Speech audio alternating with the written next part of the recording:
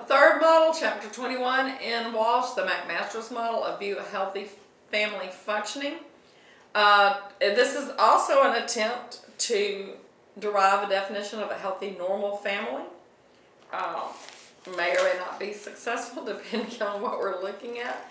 Looking at the McMaster's model, they do not cover all aspects of family functioning. I don't know that any model necessarily could actually do that. They have some crucial assumptions. The parts of the family are interrelated. One part of the family cannot be understood in isolation from the rest of the system. That's a very structural thought pattern.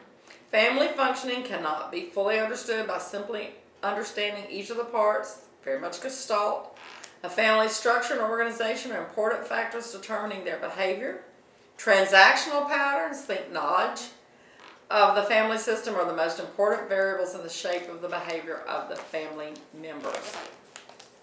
Looking at basic task areas, the most fundamental of the three, instrumental issues, food, money, transportation, shelter, nurturance. The developmental task are across the life cycle: infancy, childhood, adolescent, middle, old age, retirement, marriage, launching, pregnancy, birth, death.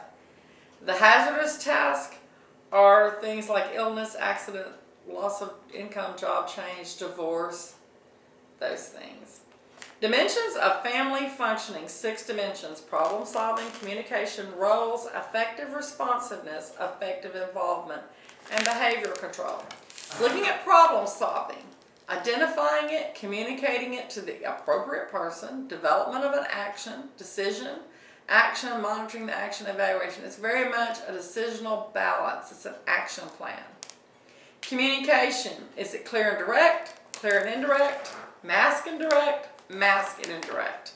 Most effective when you're able to communicate well in both the instrumental and affective areas, clear and direct.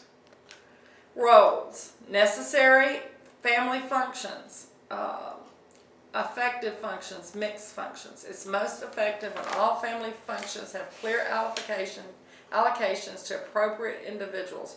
Who's supposed to do what? Affective responses, welfare emotions, love, joy, concern. Emergency emotions, sadness, fear, anger. Most effective when there's a full range of responses. Looking back on this, when we look at it, it doesn't seem to be rocket science. It seems to be, oh, that's understood. But a lot of things are not as easily understood or worked through with families unless we have a model that very specifically delineates each of these. That's where I think the value is knowing these models without necessarily implementing them. Effective involvement, absence of involvement, involvement but devoid of any emotion and feeling, narcissistic, all about me, empathic, I get where you're coming from, over-involvement, symbiotic. So it's going from total distancing and disengaged to totally enmeshed. Most effective with empathic involvement. Behavior control, dangerous situations, meeting psychobiological needs and drives, interpersonal socializing in and outside of the family. It can be rigid, flexible, hands-off, or totally chaotic. Most effective is flexible, least effective is chaotic. And even if we're doing psycho-ed with our families and just kind of discussing family functioning from this model, I think this model is quite helpful in that parameter. Problem solving.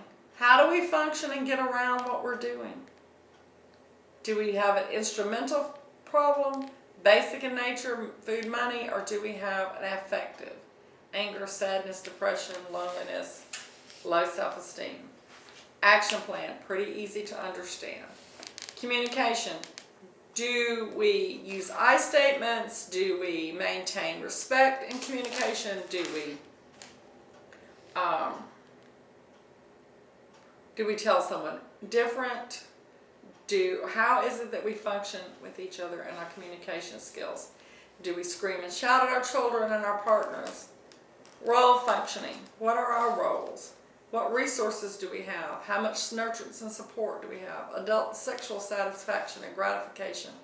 Where is that mutual desirable level?